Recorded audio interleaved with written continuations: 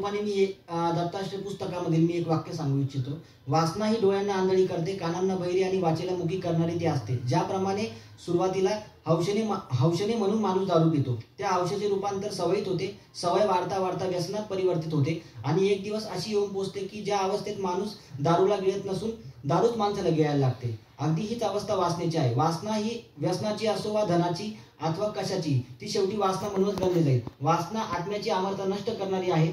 ज्याने कुणी आपल्यातील वासनेचा त्याग केला नाही त्याला कधी सत्यदर्शन घडलेलं नाही. थोडक्यात सांगायचं तात्पर्य असं आहे की आपण कुठेतरी आपल्यातील वासनेचा त्याग केला तरच आपण कुठेतरी व्यसनमुक्त होऊ शकतो. अशा प्रकारे मी आपल्याला संदेश देऊ शकतो. नक्कीच. धन्यवाद चारुदत्त, तू आज इथे आलास, इतक्या छान गप्पा मारल्यास आणि व्यसनमुक्ती सारखं कार्य तू हाती घेतलेलं आहेस.